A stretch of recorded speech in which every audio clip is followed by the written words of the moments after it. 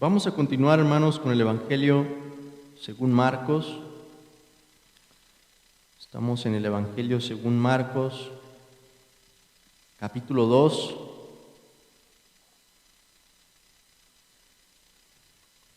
Vamos a leer del versículo 1 al versículo 12. Marcos, capítulo 2, del versículo 1 al versículo 12. Así dice la palabra de Dios. Entró Jesús otra vez en Capernaum después de algunos días, y se oyó que estaba en casa. E inmediatamente se juntaron muchos, de manera que ya no cabían ni aun a la puerta, y les predicaba la palabra. Entonces vinieron a él unos trayendo un paralítico, que era cargado por 4. Y como no podían acercarse a él a causa de la multitud, descubrieron el techo de donde estaba, y haciendo una abertura, bajaron el lecho en que yacía el paralítico. Al ver Jesús la fe de ellos, dijo al paralítico: Hijo, tus pecados te son perdonados. Estaban allí sentados algunos de los escribas, los cuales cavilaban en sus corazones: ¿por qué habla este así? Blasfemias dice. ¿Quién puede perdonar pecados sino solo Dios? Y conociendo luego Jesús en su espíritu, que cavilaban de esta manera dentro de sí mismos, les dijo: ¿por qué caviláis así en vuestros corazones? ¿Qué es más fácil, decir al paralítico: tus pecados te son perdonados, o decirle: levántate, toma tu lecho y anda? Pues para que sepáis que el Hijo del Hombre tiene potestad en la tierra para perdonar pecados, dijo al paralítico: a ti te digo, levántate, toma tu lecho y vete a tu casa.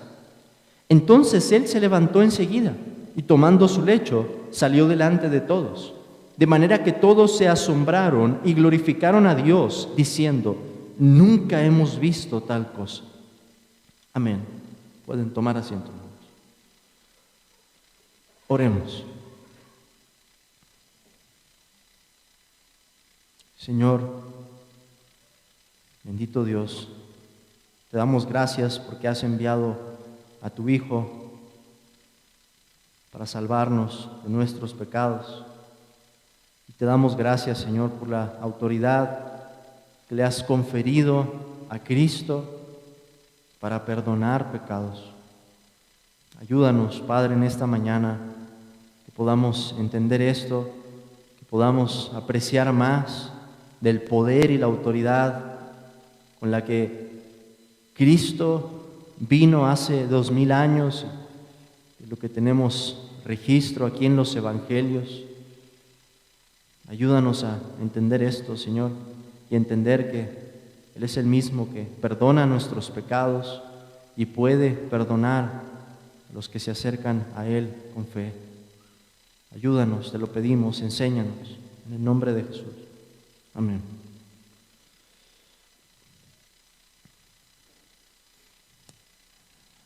Desde que el primer hombre en toda la humanidad, Adán, cayó de la justicia y rectitud en la que había sido creado, lanzó a toda su posteridad a un mundo plagado de miseria, culpa, dolor, maldad, enfermedad, muerte y todos los espantosos sinónimos o las imágenes terribles que puedan venir a nuestra mente con eso. Todo ello es apto para describir una gran parte de este mundo. La creación entera está ya tan lejos de ese primer estado en el que había sido creada que nos cuesta imaginar cómo era el mundo sin pecado y sin enfermedad. Pero, ¿cómo sería un mundo sin pecado y sin enfermedad? Sería algo imposible si dependiera de nosotros. ¿Cómo podríamos lograr, si estuviera en nuestras fuerzas, construir una ciudad y un pueblo en el que no hubiera pecado ni enfermedad? Es cierto que en la gracia común de Dios se pueden revertir o detener algunas enfermedades, pero siempre habrá miles de personas a las que un médico honesto les diga: yo ya no puedo hacer nada más. Reúnan a una multitud de ciegos, mancos y paralíticos, y pronto se darán cuenta de la incapacidad que tiene el hombre para sanar. ¿Y qué diremos del pecado? ¿Qué solución puede haber para el pecado si quisiéramos una tierra sin pecado? Traigan a los psicólogos y a los psiquiatras más experimentados. Agrupen a los sacerdotes confesores, a los brujos de nuestro país, a los sabios del Oriente. ¿Qué podrán hacer ellos? Nada, nada. Este es el panorama más amplio en el que debemos de colocar la porción que hemos leído del Evangelio según Marcos. Jesucristo, como el Rey anunciado por los profetas, llega con un potentísimo rayo de luz y esperanza para tratar con las necesidades más profundas de la humanidad. Es decir, el perdón de los pecados y la restauración de nuestra naturaleza. Jesucristo llegó, hermanos, en esa escena que tenemos con el paralítico, a demostrarnos que Él es el único que puede tratar con el problema más profundo del hombre, el único que puede perdonar nuestros pecados y restaurar nuestra naturaleza. El Evangelio está allí para anunciar que solo Cristo, como Dios hombre, puede perdonar el pecado y transformarnos por entero. Y esto es lo que vamos a ver hoy. Déjenme resumirlo así. Jesús tiene autoridad para perdonar los pecados, y Él comprobó esto por medio de un milagro. Jesús tiene autoridad para perdonar los pecados, y Él comprobó esto por medio de un milagro. Si piensan en esto, entonces sabrán de antemano cuál es la aplicación. Jesús puede perdonar también tus pecados, como ha perdonado los pecados de muchos de los que estamos aquí. Pero vamos a ver este pasaje en tres partes. En primer lugar, vamos a considerar cuál es el escenario que Marcos nos presenta y al paralítico. Ese va a ser el primer punto, el escenario que tenemos aquí y el paralítico. En segundo lugar, vamos a ver en el versículo 5 que Jesús perdona a ese paralítico. Es el segundo punto. Y por último, en tercer lugar, cómo Jesús demuestra su autoridad para perdonar pecados, del versículo 6 al versículo 12. Entonces tenemos un escenario y el paralítico, versículos 1 al 4. Jesús perdona pecados, versículo 5. Y Jesús demuestra su autoridad para perdonar pecados, versículos 6 al 12. Empecemos considerando entonces cuál es el escenario que Marcos nos presenta, porque el Evangelio según Marcos abunda en sus descripciones y hablándonos de los personajes y en estos escenarios que añaden, hermanos, drama a lo que está pasando aquí. En primer lugar, Marcos nos dice: entró Jesús otra vez en Capernaum después de algunos días. Ya habíamos visto en el Evangelio según Marcos que el Señor había estado en Capernaum. Sale de allí y ahora vuelve. Capernaum es el mismo lugar en el que el Señor enseñó en la sinagoga con autoridad y expulsó un demonio. Eso lo vimos en el capítulo 1. También era el mismo lugar en donde estaba la casa de Simón y Andrés. Y quizá esa es la casa a la que se refiere el capítulo 1, cuando se dice: y se oyó que estaba en casa. Pero eso nos dice además que el reporte de que Jesús había llegado otra vez a la ciudad se divulgó. Y se divulgó con tal velocidad que nos dice el versículo 2: e inmediatamente se juntaron muchos. ¿Por qué se juntaron muchos? Habíamos visto ya que había una gran expectativa después de haber visto la autoridad que tenía Jesús para enseñar, como lo hizo en la sinagoga, para expulsar a los espíritus inmundos, para sanar a las personas y hacer milagros.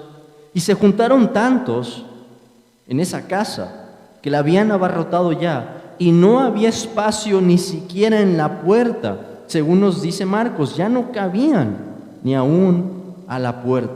¿Y qué hacía el Señor en ese momento? Él estaba predicando la palabra.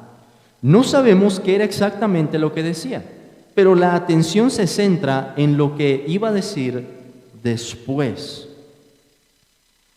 Y esto porque resulta que en aquel día llegaron 4 personas cargando un paralítico. Y piensen en eso, hermanos. No era una tarea fácil, lo estaban cargando en peso. No había silla de ruedas, lo traían acostado en un lecho. Y cuando llegaron, parecía que era demasiado tarde.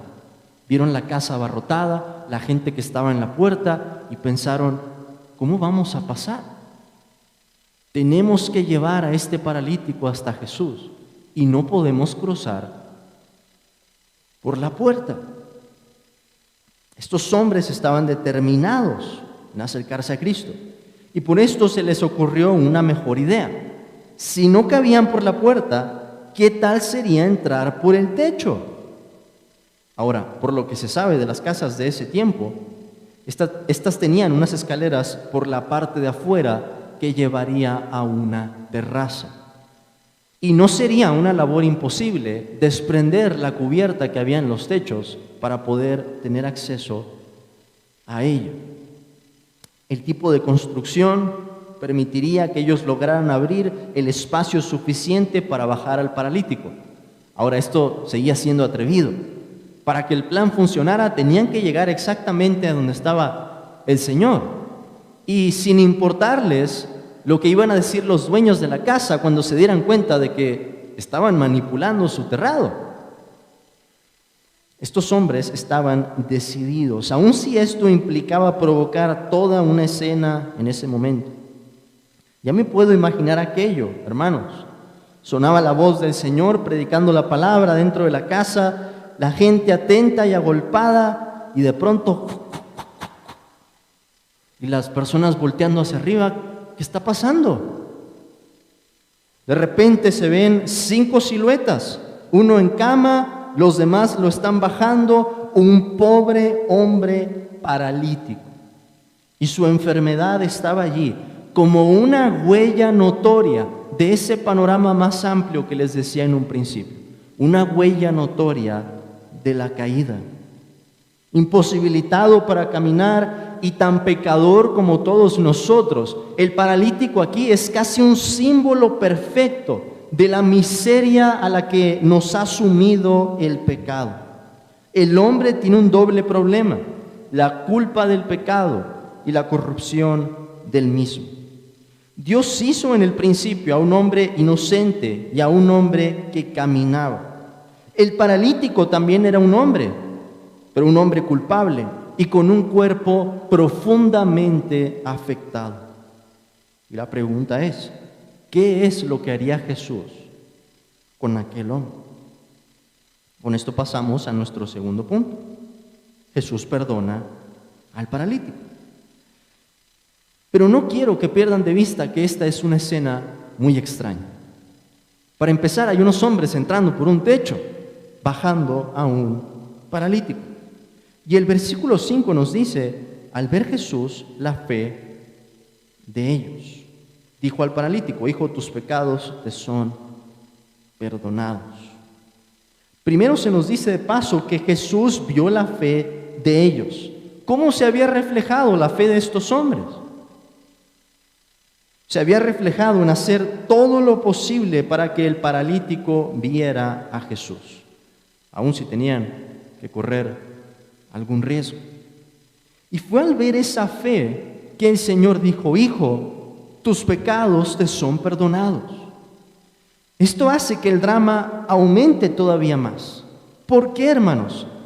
Porque con toda probabilidad los amigos del paralítico y él mismo esperaban que en ese momento el Señor lo sanara.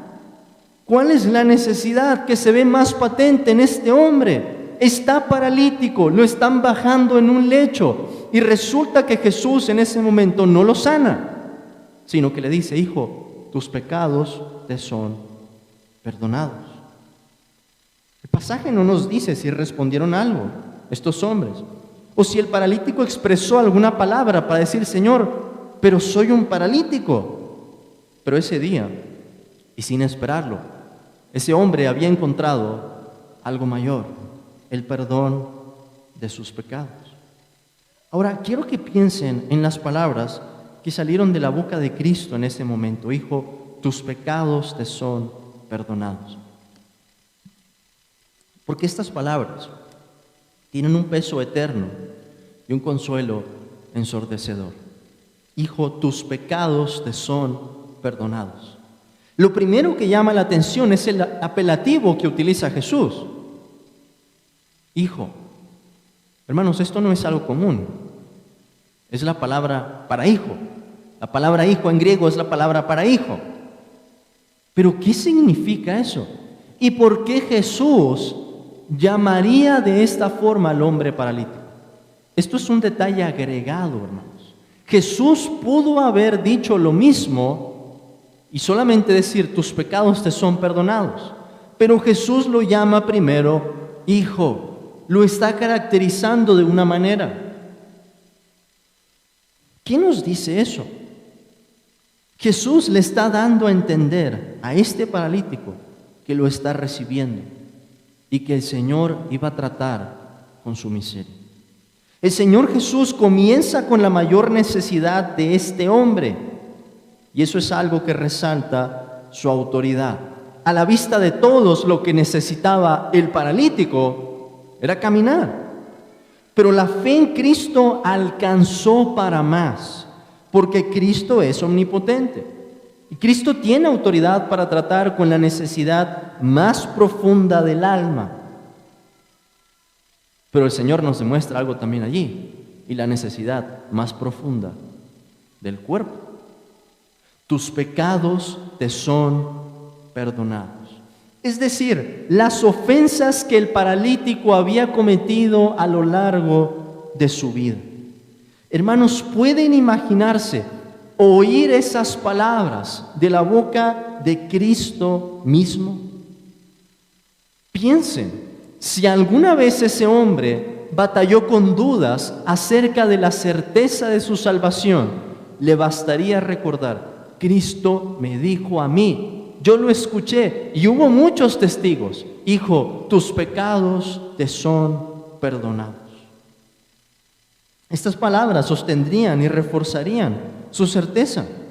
Y si ustedes le hubieran preguntado su testimonio, él les diría esto: Jesús me dijo, hijo, tus pecados te son perdonados.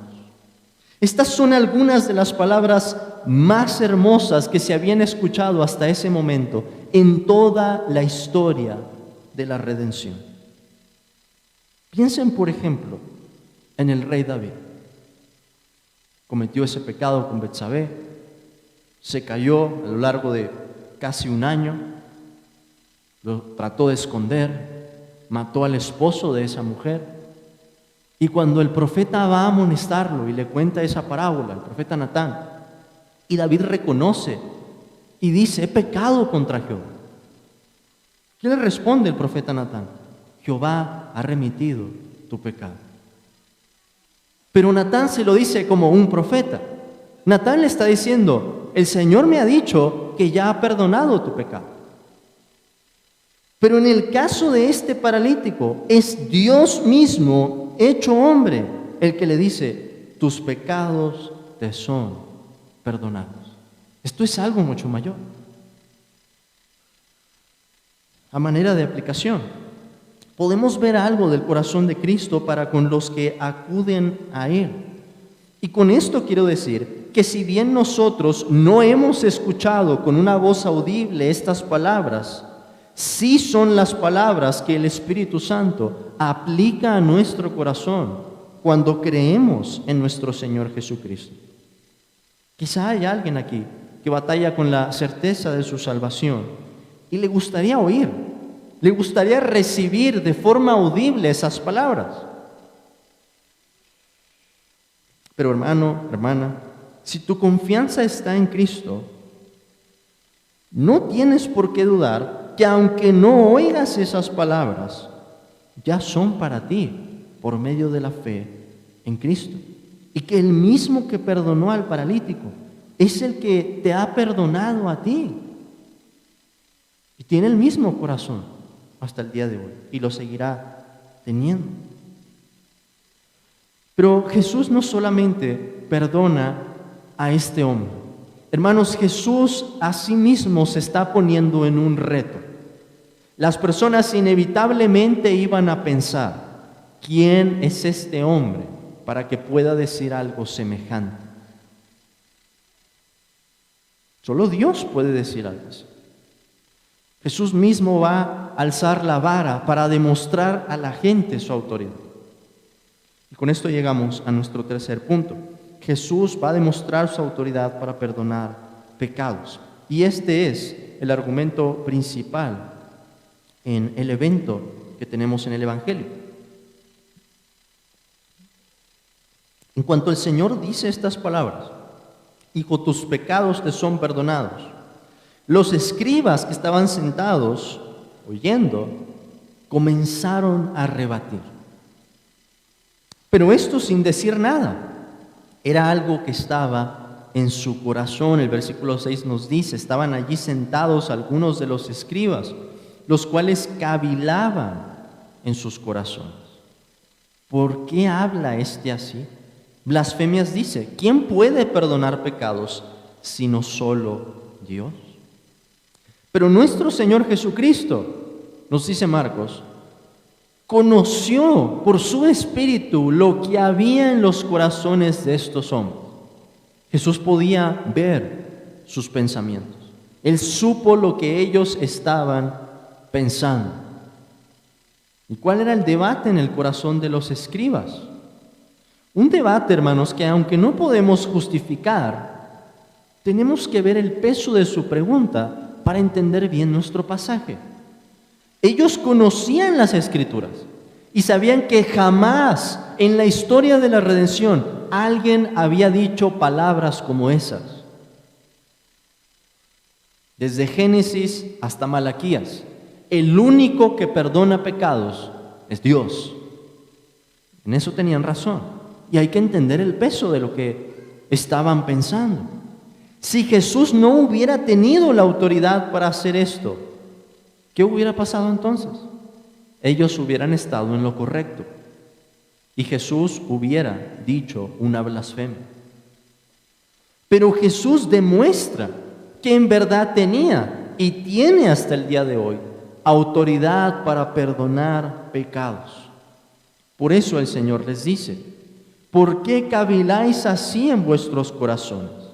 ¿Qué es más fácil, decir al paralítico, tus pecados te son perdonados? O decirle, levántate, toma tu lecho y anda. ¿Qué es más fácil decir, hermanos? Es una pregunta retórica. Tus pecados te son perdonados. Porque no hay nadie que pueda comprobar eso. No tenemos ojos como para mirar dentro del corazón de la persona y decir, es cierto, sus pecados han sido perdonados. Pero si el Señor levantaba al paralítico, sería algo evidente para todos. Ahora, aunque era más fácil decir, tus pecados te son perdonados, en realidad era más difícil hacer eso. Es más difícil perdonar al pecado que levantar a un paralítico. Pero el Señor con esto se pone un reto, en cierto sentido, a sí mismo, para demostrar a los escribas y a la multitud que estaba allí cuál era la autoridad con la que Él había venido. El milagro de la sanidad del paralítico serviría para comprobar que Jesús, en efecto, tenía esa autoridad para perdonar pecados. Y ese, según nos dice Marcos, es el propósito del milagro. En el versículo 10, el Señor dice, pues para que sepáis que el Hijo del Hombre tiene potestad en la tierra para perdonar pecados. Y en ese momento le dice al paralítico, a ti te digo, levántate, toma tu lecho y vete a tu casa. pues para que sepan. Es el propósito por el que el Señor va a hacer ese milagro, demostrar la autoridad que Él había recibido, incluso para perdonar pecados. No solo para sanar personas, lo hemos visto ya en el Evangelio, no solo para expulsar a los espíritus inmundos, no solo para llamar eficazmente a los corazones de los hombres con el poder de su palabra, sino para perdonar pecados. Jesús tiene autoridad para perdonar pecados. Y en ese momento lo demuestra diciéndole esas palabras al paralítico: levántate, toma tu lecho y vete a tu casa. Y tal como vimos en la sanidad de la suegra de Simón, y como lo vimos también en la escena con el leproso, la cura fue inmediata. No fue algo progresivo, no fue un milagro en etapas, fue una cura instantánea. Jesús lanza aquí 3 verbos en modo imperativo que transformaron por completo la vida de este hombre: levántate, toma tu lecho y vete a tu casa. Este hombre, hermanos, que había entrado por el techo, descendiendo en un lecho culpable y paralítico, salió por la puerta, perdonado y caminando. Como era de esperarse, la gente se asombró y glorificó a Dios diciendo: nunca hemos visto tal cosa. De nuevo, hermanos, desde Génesis hasta Malaquías, jamás se había visto algo semejante. En primer lugar, que alguien tuviera autoridad para perdonar pecados y la demostrara por medio de un milagro como este. Yo no sé qué enfermedad tenía el paralítico, hermanos, pero si pensáramos en términos médicos, lo que tendría que ocurrir, muy probablemente, si tenía alguna lesión en la médula espinal, es que Jesús tuvo que reconstruir o crear en ese momento el tejido y los nervios suficientes para que ese hombre estuviera capacitado para caminar. Jamás en las Escrituras oímos de algo así, hasta que llegamos al Nuevo Testamento. Pero antes de terminar aquí, quiero que consideremos un poco más a detalle qué clase de autoridad tiene Jesús. Porque Él se refiere a esta autoridad para perdonar pecados como potestad en la tierra para perdonar pecados. Y utiliza un nombre allí, un nombre que es especial. Él se llama o se denomina a sí mismo Hijo del Hombre. ¿Qué deberíamos de concluir de la pregunta de los escribas? ¿Quién puede perdonar pecados sino solo Dios? La respuesta debería ser: Jesús es Dios encarnado, aunque una persona distinta al Padre. Y es por eso que puede perdonar pecados. De hecho, hermanos, vamos a ver que las preguntas que hace Marcos en su Evangelio tienen una respuesta implícita. Por ejemplo, los discípulos en la escena del mar van a preguntar: ¿quién es este hombre que aún el viento y el mar le obedecen? Hay una respuesta que nosotros, si seguimos bien lo que tenemos en el Evangelio, deberíamos de hacer. Al igual que podríamos responder a los escribas. Porque Marcos ya nos había dicho en el versículo 1, al principio de su Evangelio: Jesús es el Cristo, el Hijo de Dios. Jesús utiliza ese título, Hijo del Hombre. ¿Cómo podemos hacer sentido de eso? Marcos nos lo presenta como el Hijo de Dios, pero Jesús se llama al menos 14 veces, o más bien 14 veces en total, en el Evangelio según Marcos, Hijo del Hombre.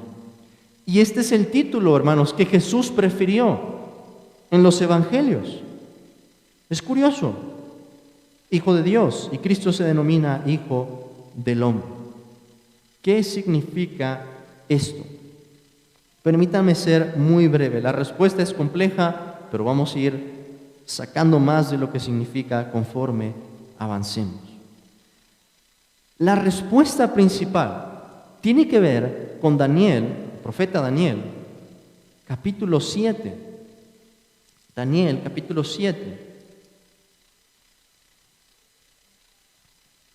Versículo 13 y versículo 14. Daniel, capítulo 7, versículo 13 y 14. Daniel está hablando aquí y dice: miraba yo en la visión de la noche, y he aquí con las nubes del cielo venía uno como un hijo de hombre, que vino hasta el anciano de días, y le hicieron acercarse delante de él, y le fue dado dominio, gloria y reino, para que todos los pueblos, naciones y lenguas le sirvieran. Su dominio es dominio eterno, que nunca pasará, y su reino uno que no será destruido. En la visión apocalíptica de Daniel hay muchos misterios, pero los personajes que se presentan antes de ese hijo de hombre tienen apariencia de animales. El primero, por ejemplo, dice el versículo 3, había 4 bestias grandes, diferentes la una de la otra, subían del mar. La primera era como león, dice el versículo 4. El versículo 5 dice que la bestia era semejante a un oso. El versículo 6 dice que otra era semejante a leopardo, y así sucesivamente. Adán, hermanos, en un principio tenía una tarea. Tenía que enseñorearse de la tierra y sojuzgar. Daniel toma esa idea, ese concepto, y con esta visión apocalíptica nos dice que esos reinos que se están oponiendo a Dios son como esos animales. Quien iba a venir para desterrarlos, iba a recibir el dominio y la autoridad y un reino que nunca iba a pasar, era el Mesías. El Mesías, según entendemos en el Antiguo Testamento, tenía que ser hombre. Tenía que ser de la simiente de la mujer, pero sin que se contaminara con nuestro pecado. Pero además, por otras referencias también del Antiguo Testamento, entendemos que ese Mesías iba a ser Dios mismo. Entonces, Cristo, hermanos, es ese varón a quien vio Daniel en esa visión.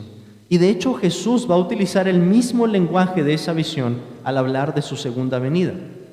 El Hijo del Hombre va a venir en las nubes del cielo con poder y gran gloria, va a venir con sus ángeles. Apocalipsis también utiliza estas mismas imágenes. Cristo entonces, en Marcos capítulo 2, se está identificando con la visión que tuvo Daniel en ese momento. Ahora, esto no quiere decir que las personas en ese tiempo lo entendieran bien. Al parecer en los evangelios es algo que a las personas no les estaba quedando tan claro. Y una manera también en que Cristo, hermanos, estaba velando el misterio de su reino. ¿Quiénes lo iban a entender? Los entendidos, los que tuvieran oídos para oír, los que pudieran pensar en las Escrituras y con un entendimiento puro dijeran: Él se está identificando con el mismo que aparece en el profeta Daniel. ¿Qué nos dice esto? El nombre que Cristo utiliza, Hijo del Hombre, implica que Cristo comparte nuestra humanidad. Pero como Él es una persona con dos naturalezas, verdadero Dios y verdadero hombre, el título Hijo del Hombre es también, por lo que vemos en el profeta Daniel, una designación divina. El Rey eterno recibe gloria, recibe poder, recibe dominio, y entre esa autoridad que ha recibido, Cristo nos dice que Él tiene autoridad para perdonar pecados. Aunque ese nombre esté rodeado de misterio, una cosa es clara: Jesucristo ha recibido esa clase de autoridad. Sobre la esfera de la tierra, Él es el único designado por Dios para perdonar pecados. A Él, y solamente a Él, le ha sido conferida. Hermanos, podemos ver entonces la autoridad y el poder del Señor. ¿Alguna vez te has preguntado si tus pecados pueden ser perdonados? ¿Has sentido algo de la miseria que seguramente el paralítico sentiría? El peso de la culpa de tu maldad abalanzándose sobre ti, las huellas que puedes llevar en tu propio cuerpo como símbolo de la caída, la misma muerte como un hecho indeleble que nadie puede evitar, que nos grita día y noche que hemos pecado. Recuerda bien esto: Jesús tiene autoridad para perdonar tus pecados. Y si tú creyeras en el Señor Jesucristo, quedarías al instante tan perdonado como quedó ese paralítico. No te equivoques. El perdón no está en ninguna otra persona, ni hay otro medio para que te reconcilies con Dios por medio de Jesucristo. Yo sé que en la iglesia de Roma, al momento de la confesión, los sacerdotes hacen una declaración de perdón. Y sé, hermanos, que las personas en ese momento sienten cierto alivio. Y lo sé porque yo lo sentí también. Que alguien me dijera esas palabras: tus pecados te son perdonados. Pero el sacerdote no tiene poder para acompañar al decir esas palabras la realidad de la que él está hablando. Jesucristo, lo que estamos diciendo aquí es que es el único que tiene ese poder. Ahora, piensen en esto y con esto termino. Sin derramamiento de sangre no hay remisión de pecados. Por eso, hermanos, Cristo después en el Evangelio nos va a empezar a decir que le era necesario al Hijo del Hombre, el mismo título que está utilizando aquí el Señor, padecer de esta generación, ser desechado por los hombres, ser golpeado, morir y al tercer día resucitar. Jesucristo, por así decirlo, selló la autoridad que tenía para perdonar pecados por medio de su cruz, para perdonar hombres como el paralítico y a personas como a ti, si realmente querés. Acuérdate de lo que dice, y con esto termino, hermanos, ese pequeño coro que creo que la mayoría de nosotros conocemos. Solamente en Cristo, solamente en Él. La salvación se encuentra en Él. No hay otro nombre dado a los hombres. Solamente en Cristo, solamente en Él. Amén, hermanos. Oremos.